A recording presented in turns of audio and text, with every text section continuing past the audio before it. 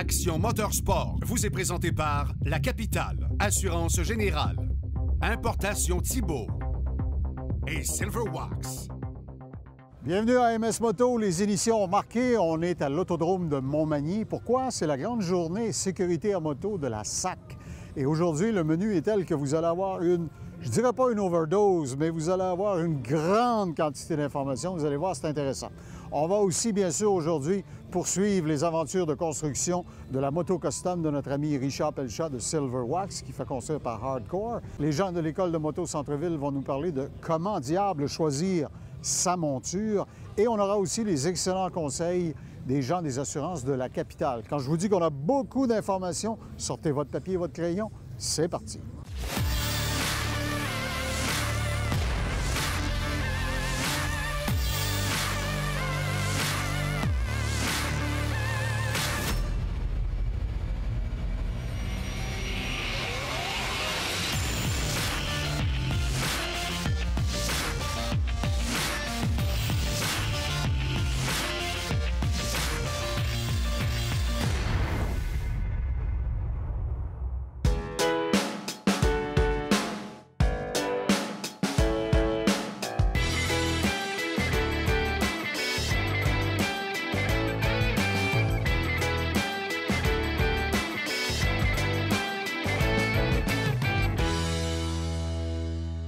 Alors, la motorisation en moto, c'est le cas de le dire, crée des situations amusantes. Je retrouve quelqu'un que j'ai croisé à de nombreuses occasions dans une ancienne vie, Mario Vaillancourt, qui est porte-parole pour la Société de l'assurance automobile du Québec. Bienvenue à MS Moto. Bonjour, M. Thibodeau. Mario, c'est une journée très spéciale à laquelle nous sommes aujourd'hui. La SAC fait un effort pour clairement rejoindre sa clientèle et les sensibiliser à tous les aspects de la sécurité en moto.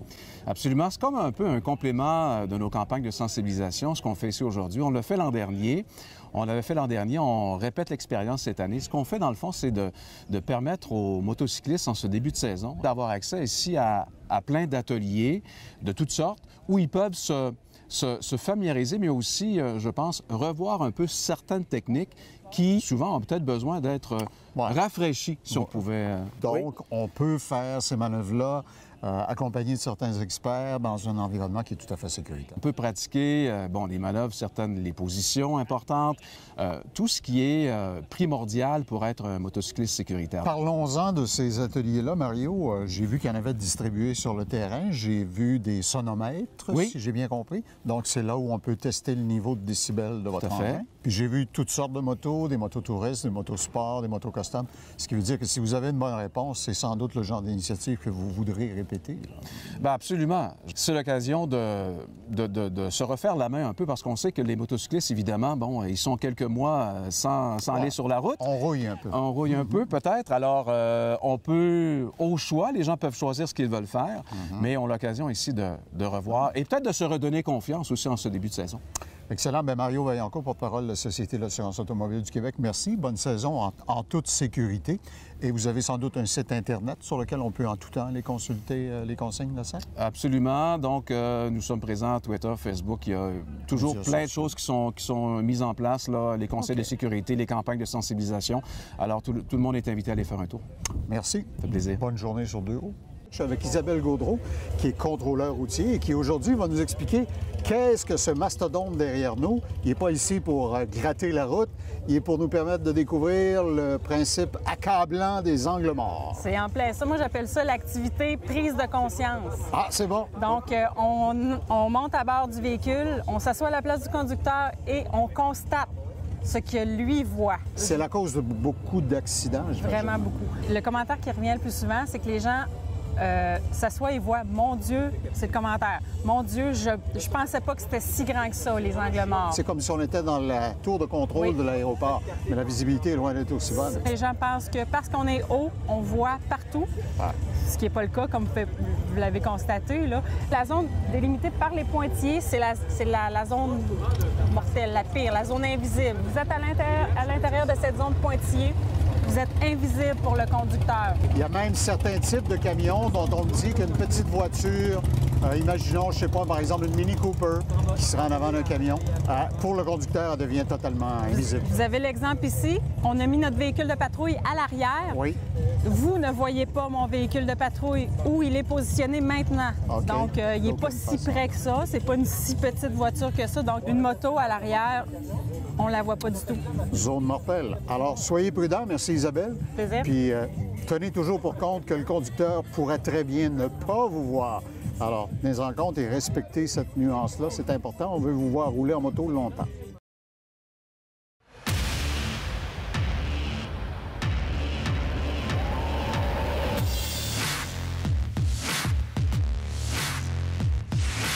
On est à l'école de moto Centre-Ville avec Steve. Comment vas-tu? Très bien, merci. Et toi, Georges? Ben oui, c'est sûr.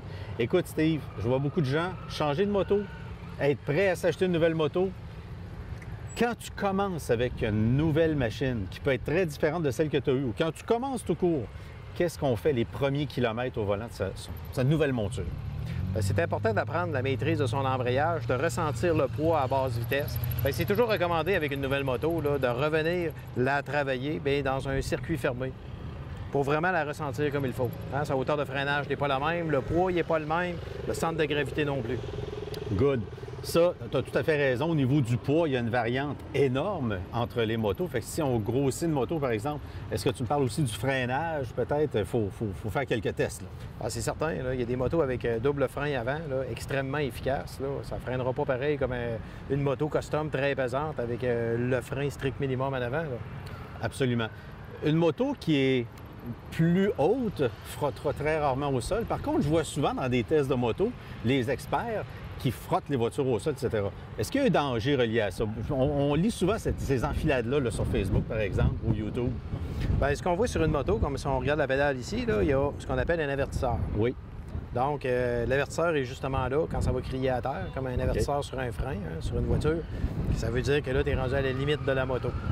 Donc, tu sais, la limite à ne pas dépasser. Prochaine étape, la pédale peut se relever. Et ensuite, bien, c'est la chute. Ça on peut n'a être pas une compris chute. le message. Tout à fait. À l'école de moto Centre-Ville, il y a une particularité qui est intéressante. Et puis, on a les 3 motos qui sont là. Parle-moi-en un petit peu. Bien, un exemple, entre autres, c'est qu'avec la même motorisation d'un Honda, le CB500 ou le Rebelle ou le CB, mais X, modèle X, donc légèrement relevé, c'est le même moteur pour les 3 machines, mais dans des frames différents. Pour ces deux-là, c'est sensiblement le même frame. Lui, il est juste légèrement relevé. OK. Et puis, ils ont fait la même motorisation dans le Honda Rebelle. Fait que les gens peuvent voir, avec un même moteur, qu'est-ce qu'on peut éprouver comme sensation différente avec 3 produits différents. Exactement. Puis ça, ce n'est qu'un maigre exemplaire de tous les types de motos que tu as à l'école de moto Centre-Ville. Bien oui, c'est sûr. On le dit justement quand les gens sont pas sûrs de leur choix. N'achetez pas votre moto avant. Venez chez nous, venez en essayer tout ça. Ben oui. Puis on va aiguiller votre choix sur la position idéale de conduite pour vous. Absolument. Steve, un gros merci. Très intéressant. Cette capsule vous a été présentée par l'école Moto Centre-Ville, la seule école spécialisée de moto située au centre-ville de Québec. Pour beaucoup d'entre vous, c'est un peu mystérieux, la question des assurances, pourquoi les tarifs sont ce qu'ils sont, comment ça marche. Alors, on parle, nous, à chaque année, avec des experts. Pierre Duchesne de la capitale. Pierre, le tarif lui-même, la façon dont l'assureur établit le tarif, il y a des gens qui croient qu'on lance un 25 sous en l'air, puis on regarde quel côté ça retombe. C'est un petit peu plus complexe que ça. C'est plus complexe que ça. Peut-être que ça vient du fait que par le passé, au niveau des motos, les assureurs le faisaient un peu par accommodation. Donc, vous ameniez votre automobile, puis on acceptait d'assurer la moto, puis la tarification était... Mais compte-toi chanceux. Quasiment, mais elle était un petit peu plus rudimentaire qu'elle l'est aujourd'hui. Maintenant, la tendance de l'industrie, c'est vraiment de couvrir les motos seules, si c'est ça que le client veut, et de développer une tarification qui est aussi complexe qu'en automobile. Okay. C'est-à-dire qu'on va regarder... Complexe étant une bonne nouvelle, en l'occurrence, dans ce cas-là. C'est une bonne Complexe nouvelle. serait précis. On veut que ce soit précis, parce que si c'est précis, ça veut dire que vous ne payez pas pour les autres. Ouais. Vous payez pour le risque auquel vous êtes exposé. C'est-à-dire que, par exemple, si vous avez tel modèle on fait juste penser aux motos custom, qui sont des motos qui sont pas très à risque. Et maintenant, ce que ça fait, c'est que les primes sont très compétitives pour ces motos-là. Donc, dépendamment du territoire où est-ce que vous l'utilisez, où est-ce que vous habitez, en fait, vos habitudes de conduite, votre expérience de conduite. Alors, vos actuaires mettent tout ça dans le boulier, ils regardent les probabilités, le risque que vous représentez, et c'est comme ça qu'ils établissent une prime précise. C'est ce que tu veux dire quand tu dis qu'on ne paye pas pour les autres, on paye pour sa situation en soi. Exact. Alors, vous voyez, ça vaut toujours la peine de la magasiner, votre assurance. Profitez-en. Contactez La Capitale. Cette capsule vous a été présentée par La Capitale, Assurance Générale, l'assureur québécois des motocyclistes. Dans une journée comme celle d'aujourd'hui, organisée par la SAC, un des avantages, c'est qu'on peut tester nos connaissances, nos habitudes, notre façon de faire à moto.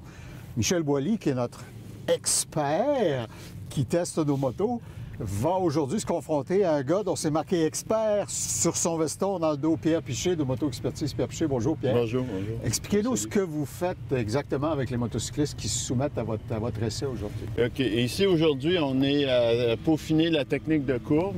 Donc, ce qu'on fait, c'est travailler la position, travailler le regard et travailler la position de la moto dans la courbe. Vous êtes vous-même un formateur de conduite à moto, dont vous avez vu des gens qui débutaient en moto. Je présume que même si on a plusieurs années d'expérience derrière la cravate, comme notre ami Michel, il y a peut-être des petits défauts dont on se corrige jamais, à moins de se le faire rappeler. On oublie peut-être les 6 points d'appui, c'est juste de se les faire corriger puis positionner. C'est comme les 10 commandements, dans le fond, mais qu'il est bon de relire. Tu ne pêcheras point, tu ne pencheras pas trop, tu ne freineras pas trop sèchement. Nerveux, Michel? Non, ça devrait bien aller. Okay. Ça, je pense que oui. OK. Est-ce qu'on met un 5 là-dessus? On met un 5 là-dessus?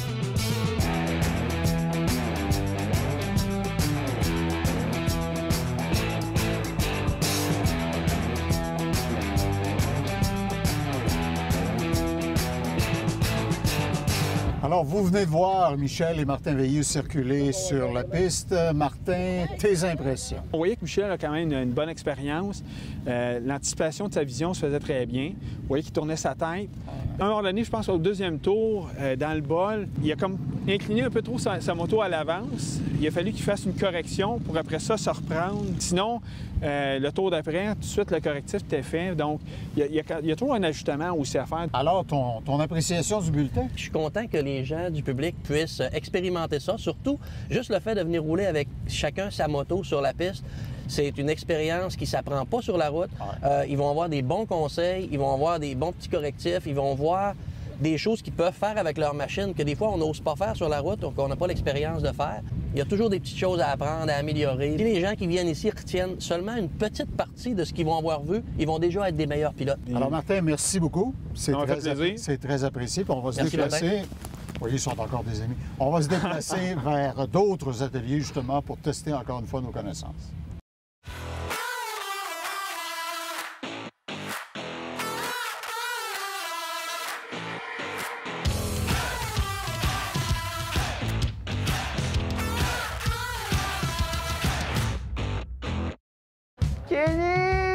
On va checker le bike, ce qu'on fait avec ça. Faut exploiter le logo, mais je veux pas mettre le logo.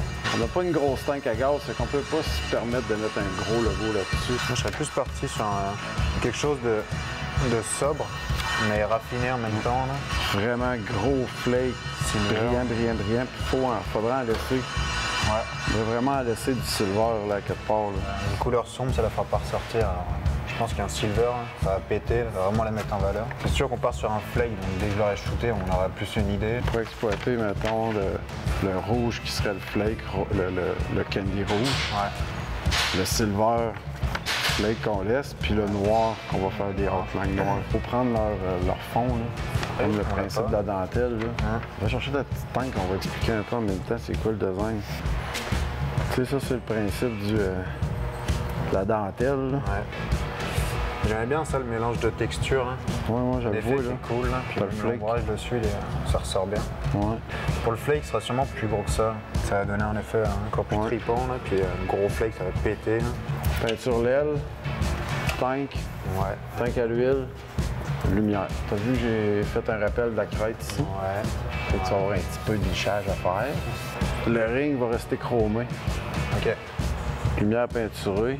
Vu que le frame va être noir, j'aurais bien fini le tank sur du noir, jusqu'aux braquettes. Là. Même si le réservoir était suspendu, ça paraît. Puis la braquette, elle disparaîtrait aussi. Embarquer le noir en pointe ou quoi, une chose de même.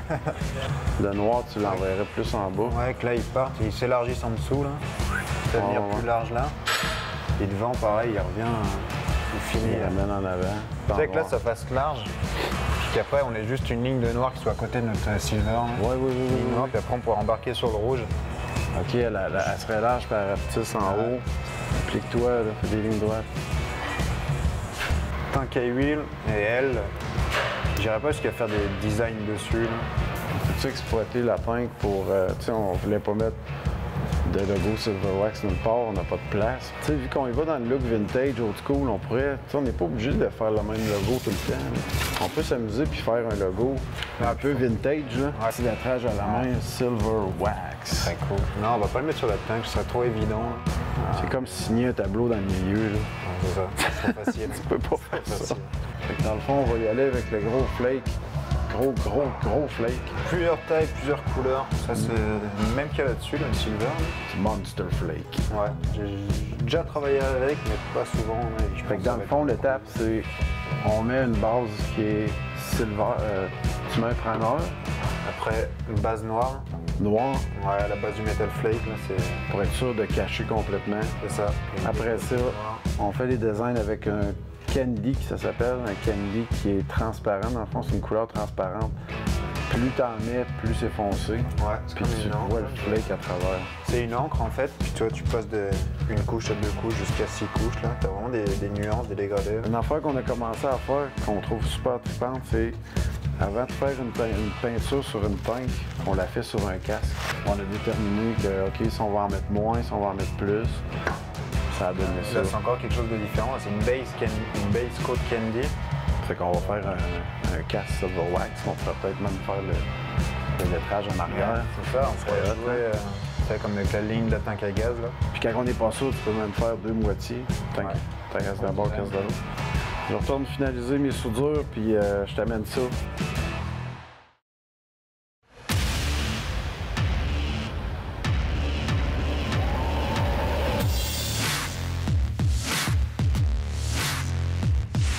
Alors, on était anxieux, littéralement. Nos oreilles saignaient. On voulait soumettre le véhicule de Michel au test, bien sûr, de niveau sonore. On est avec Mario Vaillancourt, porte-parole de la SAC.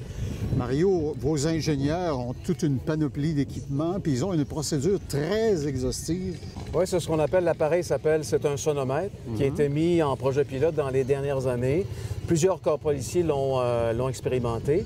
C'est un article qui est maintenant nouveau dans le Code de la sécurité routière, ce qui fait en sorte qu'en bordure de la route, par exemple, les corps policiers vont pouvoir très bientôt, d'une façon officielle, vérifier le bruit que fait une moto. Parce qu'évidemment, on ne peut pas changer, on ne peut pas modifier le fait qu'une moto va faire plus de bruit, par exemple. D'accord. Alors, au-delà du niveau sonore acceptable de 100 dB, que Michel, toi, ta moto a passé avec brio, tu étais à 94 points quelque chose, oui. Puis comme c'est exponentiel, ça veut dire que tu n'étais pas sur le bord, tu avais une bonne marge. J'étais encore loin, tout à fait. Mais il faut savoir aussi, Mario, qu'il y a déjà certains règlements qui interdisent de modifier une moto avec des échappements qui lui feraient faire plus de bruit qu'à l'origine. Ça, c'est déjà là, c'est déjà dans le code. Là. OK. Et la procédure très détaillée de vos ingénieurs et des policiers qui feraient le contrôle est telle qu'avec des instruments précis, vérifient l'environnement, vérifient le véhicule lui-même.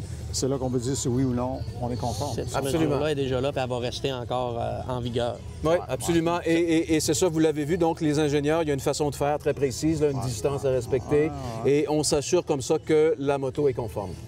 Eh bien, alors, c'est beau de faire du bruit, c'est beau de se faire remarquer. Comme disait un animateur de télévision célèbre, faites du bruit. Oui, mais pas dans toutes circonstances. Merci, Mario. Alors, en moto, si accélérer peut vous mener au 7e ciel, freiner peut vous empêcher de vous y retrouver pour l'éternité. Michel, c'est important. On est avec Sylvain Bergeron, président de la Fédération des motocyclistes. Bonjour. Et dans la journée sécurité aujourd'hui, Sylvain, vous enseignez aux gens ou leur permettez de renouer avec la technique fine du freinage? Ce qu'on essaie de faire, c'est qu'on essaie de démystifier les effets de freinage avant-arrière combinés avec la moto des gens. Le freinage, qu'est-ce qui se passe avec le frein à la pédale, le frein arrière seulement? Qu'est-ce qui se passe avec le freinage combiné, c'est-à-dire avec le frein avant et arrière? Et comment est-ce que je peux gérer le transfert de poids? Parce qu'un freinage avant vous amène vers l'avant. Alors, il faut garder la vision haute, il faut regarder où on veut aller parce qu'on va aller où l'on regarde. Michel, tu vas l'essayer avec ta monture. Tu es habitué. Alors, on va voir si ce qui peut sembler intuitif passe le test de l'analyse technique rigoureuse.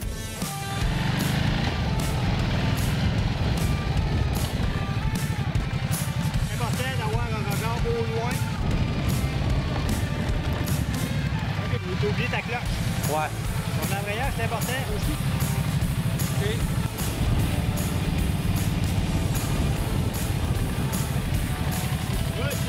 Good job! Alors, à la télévision, on ne veut pas le savoir, on veut le voir. Sylvain, qu'est-ce que tu as vu et comment tu réagis? Ce que j'ai vu, c'est quelqu'un qui s'est amélioré. Malgré quelqu'un qui a une grande expérience de la piste, là, on l'a sorti de sa bulle. Puis ça, ce qu'on fait, nous, dans les cours Motopo FMQ, on sort les gens de leur bulle, puis on s'adapte. Et on est plus s'adapter à Michel en lui disant, par exemple, position du corps sur la moto, le regard, vraiment regarder au loin. On a aussi pu constater que quand on est sur la moto, moindre mouvement va faire un impact sur le positionnement de la moto. Et à la fin, là, on a vu vraiment le regard à la bonne place, les genoux bien collés, l'application des freins a été correcte, et puis on était capable d'aller chercher un freinage au seuil, puis c'était dans les règles. Tu es un homme nouveau maintenant. Comme je disais tout à l'heure, on en apprend toujours. Puis si les gens qui viennent ici peuvent repartir avec une petite expérience d'amélioration, un petit bagage de plus, ça va déjà être des meilleurs conducteurs. C'est ça le but. Même les experts en apprennent à tous les jours. Lorsque vous allez chez nos amis d'importation Thibault dans l'entrepôt, impossible de ne pas sentir le parfum exotique des pneus Avon. Dave, Avon a innové avec ce pneu-là. C'est une gamme spécialement conçue pour les motosports dernière génération. C'est justement, Avon, ils ont conçu le Spirit ST avec l'idée que les machines aujourd'hui, les genres de naked bike, des machines sportives, mais aussi avec des caractéristiques un peu pour faire de la longue minage ou touring. Un genre de sport touring, mais sport touring accru. Je voyais que toute la gamme des grandeurs n'est pas disponible, donc ils n'ont pas fait de compromis. Les ingénieurs ont conçu spécialement pour ces fins-là. Et tu m'expliquais, avant qu'on aille en onde, que même les composés de la semelle, très forte teneur en silice, puis tu m'expliquais qu'il y a des cavités spécifiquement logées par les ingénieurs à l'intérieur de la paroi du pneu pour améliorer sa tenue de route. Oui, la technologie s'appelle 3D Siping, ou Siping 3 dimensions. À l'intérieur, il y a une géométrie un peu spécifique. C'est un peu comme des points puis des vallées, avec des vides entre chacun des points, qui donnent sur les rebords, comme tu as dit tantôt. Chicken strip. Chicken strip, justement. Quand on est vraiment penché puis on cherche à avoir une bonne traction, ça permet... Donc, ça va fléchir juste assez pour que le contact patch, pour parler encore selon l'Académie française, soit en plein contact avec la route. Exactement, mais aussi qu'elle va atteindre la chaleur optimale pour que les composés se collent bien. Parle-moi de l'évacuation de l'eau un peu, Dave, parce que je vois que la semelle a l'air conçue spécialement pour ça. Ça fait penser à certains pneus qu'on voit sur des Ferrari, par exemple. Oui, on dirait quasiment comme une turbine. Et c'est un pneu unidirectionnel. Donc, quand elle vire dans l'eau, dans ce sens-là, elle va évacuer l'eau très rapidement, très efficacement, justement pour avoir une meilleure performance dans les conditions mauvaises. Alors, Avon Tires, si vous avez un de ces sport bikes dernière génération, vous voulez sortir le sang de la roche, comme on disait dans ma Beauce natale, Avon Tires, importation Thibault avec un S.com. Vous allez trouver tous les formats et les spécifications sur leur site. Merci, Dave. Merci. Cette chronique vous a été présentée par Importation Thibault. Tout le monde s'est amusé en sécurité à cette journée de la SAC aujourd'hui qui vous parvenait de l'autodrome de Montmagny. D'autres surprises pour vous, d'autres essais et d'autres choses à apprendre la semaine prochaine à Télémag à AMS Moto. Action Motorsport vous a été présenté par La Capitale Assurance Générale, Importation Thibault et Silverwax.